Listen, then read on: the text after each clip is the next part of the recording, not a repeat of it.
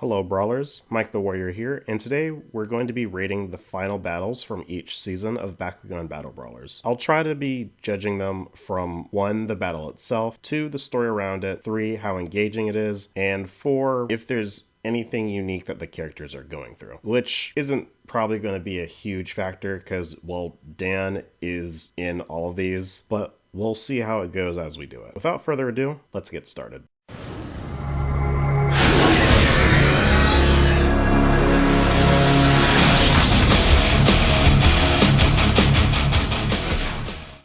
Number 6 at the very bottom, we have King Zenoheld versus the Brawlers.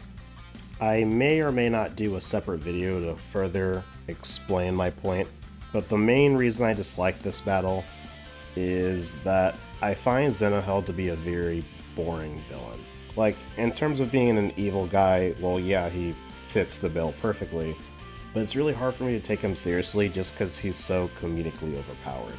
I will be fair and say, if you really think about it in terms of scale, he did technically do the least, if you really compare the final bosses side by side. But his debut as a battler was to take on the 6 ancient warriors of Vestroya, and he practically steamrolled them once he got Farbros out. And the only real explanation we get is just that Vexos technology is really, really good. And if I'm being honest, you could argue it makes sense considering that they were able to capture the Bakugan with their technology, so if they weaponized it and turned it into a Bakugan, that should be the reason why the mechanical Bakugan are as powerful as they are. But none of them are really that interesting to me, and the fact that Zenoheld pretty much wins all of his battles except for this one, and yes, I agree, he is the main villain of this season, but he just wasn't really doing it for me. And as for the actual fight itself, again, it's pretty boring. He's basically piloting a giant doomsday ship, and some of the brawlers have to take it out all Star Wars style. I also feel a certain type of way because Bruno and Julie were straight up kicked out of the chance to participate in this battle. Like, Alice just doesn't really get another scene explaining why she isn't here. But Bruno and Julie just aren't able to battle anymore because their Bakugan are kind of done. I think one thing that definitely could have probably saved this is if the beginning was instead when Spectra just crashed into his base and battled him, and if that battle and this battle were basically the same battle. That was like part 1, and then when Gus and him team up, that could be like part 2, and then the other battle brawlers show up, and that could be like a third act to it. Kind of like the Naga battle, which we'll talk about later.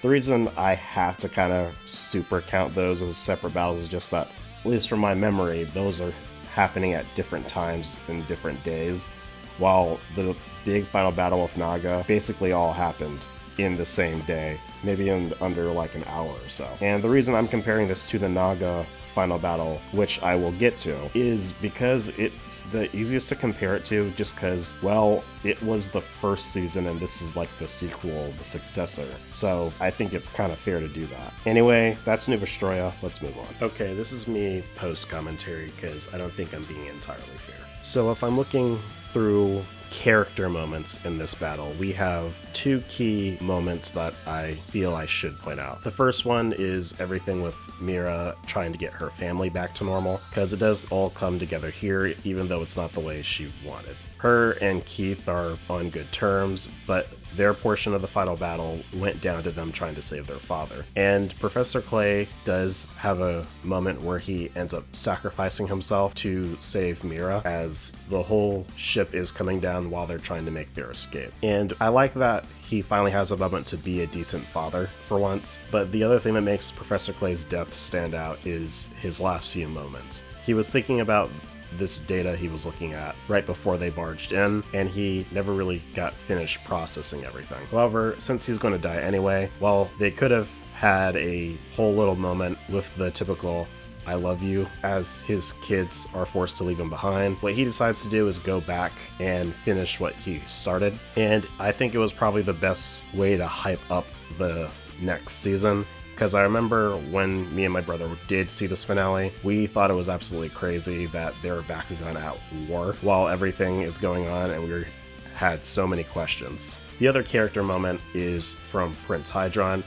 I actually love how he goes out. He gets a redemption, but he's not completely redeemed, in a sense. He's been haunted by the ghosts of Link and Volt since he is their killer, and it drives him to betray his father, and he is technically the reason why Zenoheld is dead, as Zenoheld tries to save himself, but Hydron captures him with his trioid, and he just stands there while the whole ship is exploding. This doesn't really change the spot for me, but I do want to bring it up. Anyway, moving on for realsies. Number 5, we have another big hot take, and it's Mechtogan Surge Part 2's final battle, Mechtogan versus the Brawlers, the final battle, because, well, they basically fight the entire part. The reason this is a hot take, because I do have a feeling for a lot of people this is going to be the worst one, and I have it over New Vestroya. And as much as this battle is a little ridiculous, and it doesn't even seem like the same show anymore, I have to admit I wasn't entirely bored watching it, mainly because of spectacle. At least when things were kind of stupid, I got a good laugh out of it. To try to summarize this as fast as I can, Mechtogan, or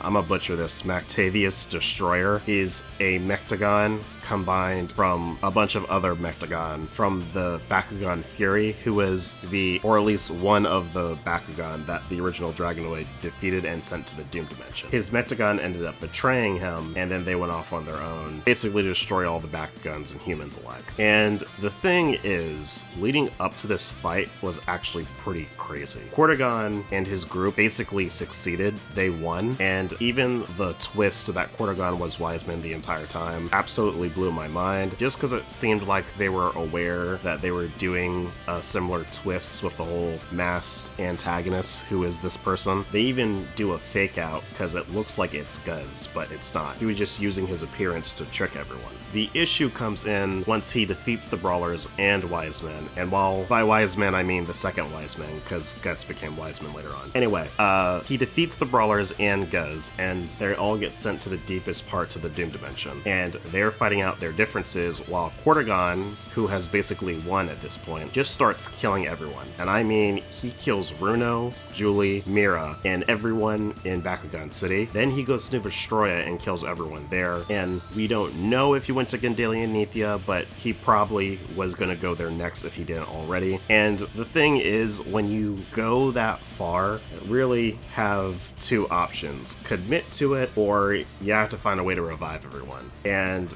they time travel to do it. Now, time abilities were a thing in Gundalian Invaders, but it was an ability that was used one time in a battle, so Kazarina could cheat out a win. So this was a really big pill for me to swallow, and I'm not really too big on the whole, we wrote ourselves into a corner, how do we get out of this? Let's just go back in time and fix it. I think those type of things can be done. Like, I love Days of Future Past. I'm a really big X-Men fan, but in the vein of talking about Marvel, I wasn't crazy about Endgame when I realized that's their only way of fixing it.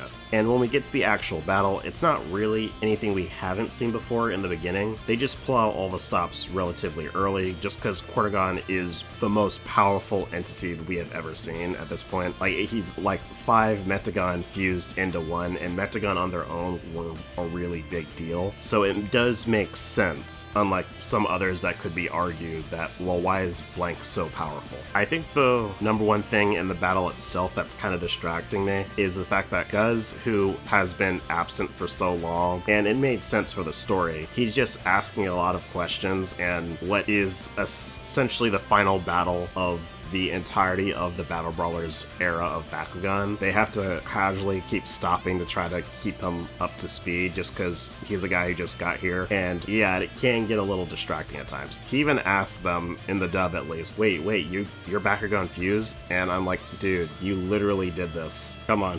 Eventually, him and Riptak are able to create their Mechtogan, and Dragonoid Destroyer is able to unlock his full potential in a sense, and is able to create a spirit bomb. I mean, he's able to gather power from all the humans and Bakugan around the entire world, so he can finish off Cortigan in one big final blast. As a final battle, I think this is overall fine, but it does say a lot how much better Part 1's battle is than this one, especially because I personally think Part 2 of Mechtogan Surge was leagues better than Part 1. Yeah, it wasn't great, but it definitely kept my attention a lot more compared to Part 1, where I was just kind of waiting for things to get over and done with. And the theme of this battle is essentially the fact that the Mechtogan are trying to do everything on their own, and the Bakugan and humans work together to create the Mechtogan, and they work together with the Mechtogan. Look at how powerful Dragonoid Destroyer is because of that. And I think it's neat. If I had to keep the battle the same, but I could change one element, I would have just BS'd an excuse to just bring back Zephon, just because, well, I just have more of an attachment to that Mechtogan. I still think he's the coolest one. I miss my boy. Anyway, let's move on. So it turns out I can't count. Anyway, number 3, we have Gundalian Invaders. Dan versus Emperor Barodius. The final battle. The build up to this was basically the entire purpose of the season is Barodius wants the sacred orb that's on Nethia, and to get it he has to get past all these shield generators, and by splicing some of Drago's DNA into his Bakugan Darak, he was able to force an evolution because there's some type of link between them. And I covered this in my Ultimate Warrior Gene video, but basically these two are the descendants of the 2 original Bakugan. And the build up to this fight was so insane because the newly evolved Darak, I believe it's Phantom Darak, is an absolute monster. He's literally taking on an entire army by himself, and he kills Dragonoid Destroyer. And while he's doing all this on his own, Barodius is on his way trying to just get to the throne room so he can get the sacred orb, and he starts taking down people in his own right. And at least I am under the impression that some characters are clearly dead, like Fabia is not from who knows how many feet up in the sky and then hits the ground, and I was just convinced that she died there because nothing broke her fall. They all get brought back later thanks to Ren, but once Barodius finally gets to the throne room, he threatens the queen. Dan shows up. Code Eve teleports them to the sacred room or realm, and this is where she gives them the whole lowdown of, yeah, they're descendants from the original 2 Bakugan and all that. And then we get to the actual fight itself. And overall, it's a pretty good fight. It's 3 rounds, which I prefer. When I was talking about the rules of New Vestroya and them going forward, one drawback that I never really went into is the fact that when they just want to get through an episode or a battle, they end up being 2 rounds, and that's completely fair because the battles will just go till someone's life gauge reaches 0, right? But when battles are just a curve stomp 2 rounds, they're kind of boring at times. Well, no, boring's not the right word. I always know that they could do more, but it feels to me that they just had to get past the episode. So the fact that this final battle between the 2 of them is like a legit 3-round slugfest is really good. And I think the only reason it's at number 3 for me is that their previous battle before this was just a lot better. In that battle, they were using everything they had. Like, Darak starts off as Darak Colossus, and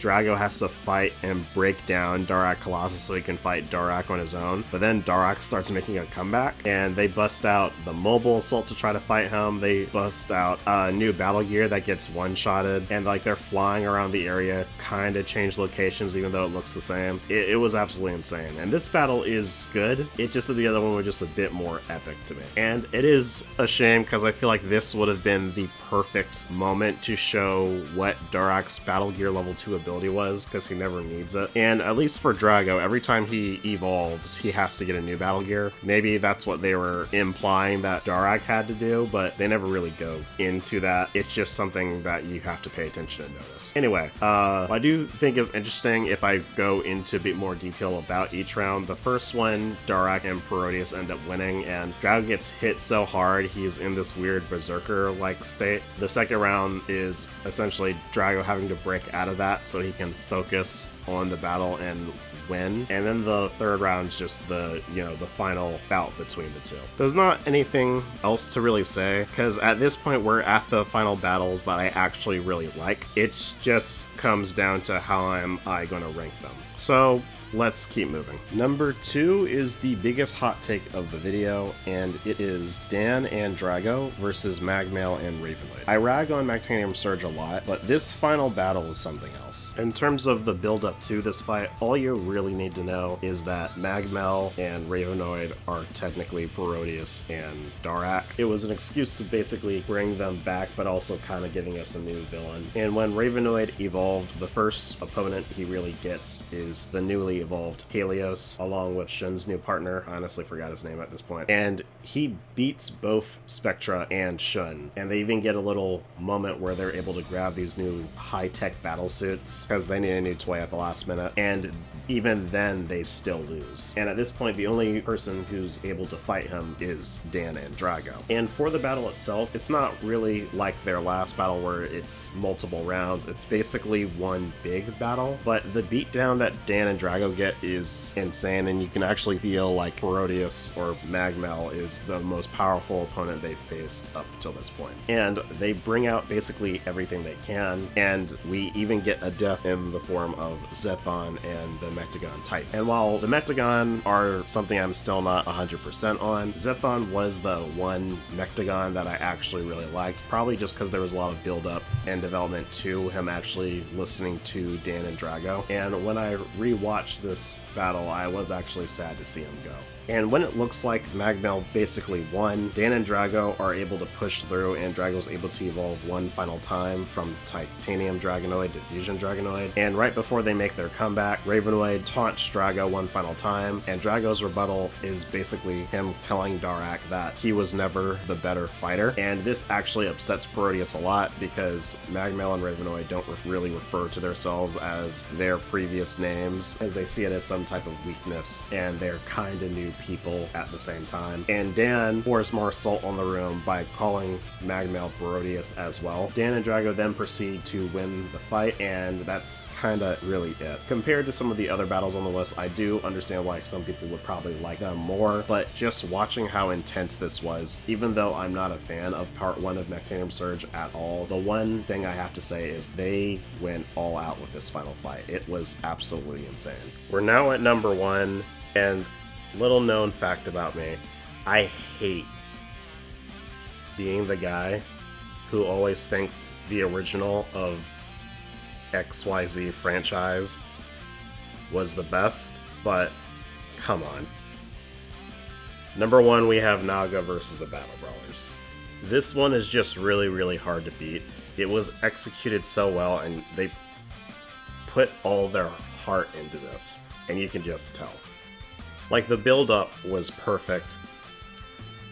All the brawlers go into Vestroya after, you know, what Naga did to it, because they're going to try to go in there and fight him. However, Naga ends up trapping them in Vestroya for a brief moment and goes into the Earth, the human world, so he can get the Infinity Core from Wyvern.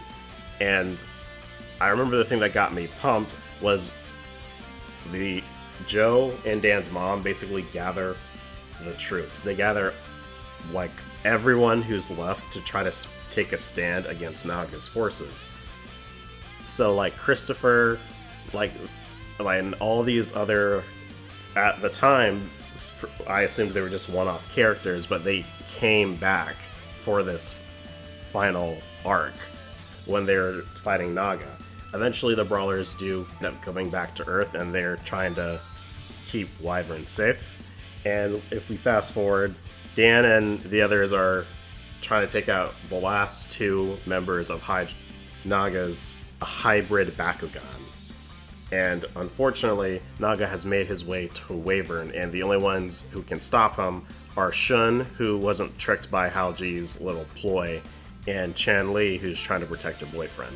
Eventually, Drago's able to make a break for it and try to get to Naga, and Drago is forced to be in a position where he has to actually kill Wyvern to stop Naga from getting the Infinity Core, and he takes the Infinity Core for himself and evolves into Infinity Drago. And bro, the emotions that were going through me as a kid when I saw this was insane, because at the time, I was under the impression that Drago still thought of Naga as his friend, because these two were friends. But Naga wanted the Silent Core, and that's all he cared about. He wanted more power. So, as soon as he's forced to kill his girlfriend, Naga's sister, he's just completely done with the dude, and he just wants him dead. And Naga even tries to call Drago out, like, I didn't kill Wyvern, you did. And the battle itself, it's kind of cut up into two acts, like the actual battle of Drago and Naga, right? The first part, we see Drago use multiple different abilities from different attributes, not just Pyrus, to show off how powerful he is with this new form, since he has the Infinity Core. Halji sees Naga's in trouble, so he summons Naga a bit of backup to try to overwhelm Drago. And to counteract this, the rest of the Battle Brawlers jump in with their Bakugan, and now it's all of them versus Naga. And while it did seem a little cheesy, I do remember the final blow.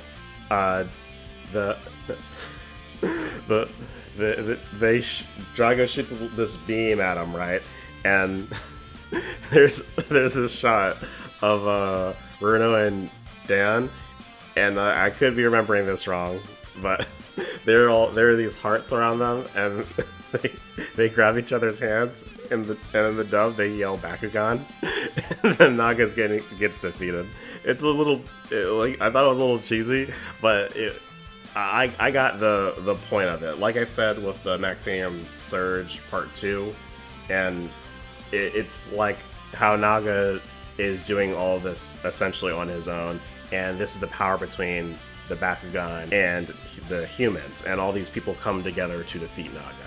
Okay, I was just laughing about how cheesy it is. I wonder if this was a reference to the ending of G Gundam.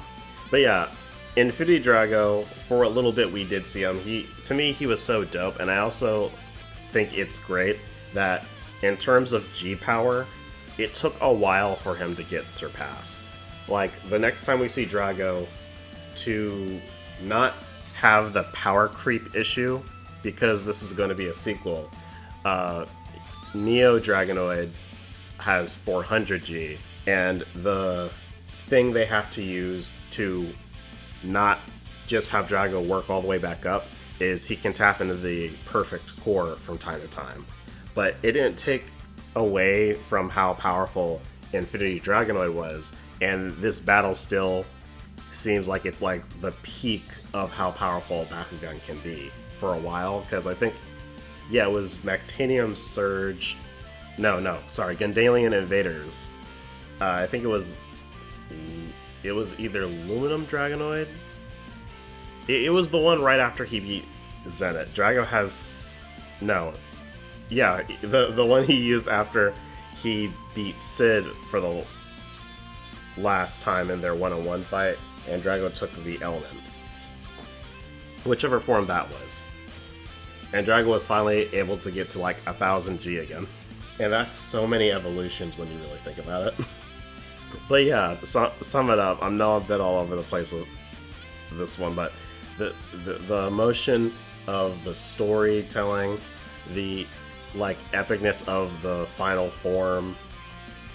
I know it says a lot at this point, but at the time, the final form of Drago and him and Naga are just going at it. Dan and Drago having to say goodbye. Wyvern's death was like the big thing that hit me, and Joe's reaction to the death. Like, everything was just so perfect. This is just the best one. I haven't seen anything from Battle Planet yet, but like that series has to bring their A game if they want to beat this one. This is just so good.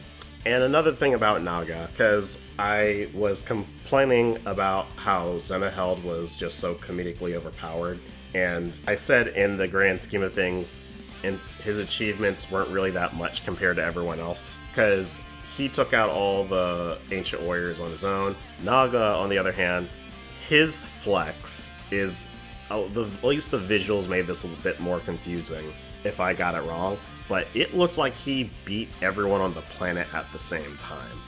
Like, that episode I brought up earlier where everyone was rallying the troops, it looked like they had it in the bag, because the brawlers were taking on the stronger guys, while the leftovers were fighting on Earth. And Naga looks like in one fell swoop, he beats everyone on the planet, because the brawlers travel all around the place, right? But after Naga does this, it's a good way to show this is the type of power we're dealing with. And while I did complain a lot about Zenoheld being ridiculously overpowered, his excuse here is that he has the silent core, and it just made a lot of sense that, yeah, this is literally one of the things that held the universe of Vestroya together, and he has like half of that. Makes sense.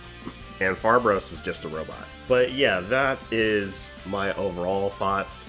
This is the tier list if anyone wants to try it out for themselves, because I know I had quite the hot takes for this one, and I'm sorry if you guys think that nostalgia is clouding my judgment on why I have the original so high, but I just think the original Battle Brawlers season is practically perfect. But yeah, let me know how you guys rank the final battles of each one, and I'll catch you next time. Peace.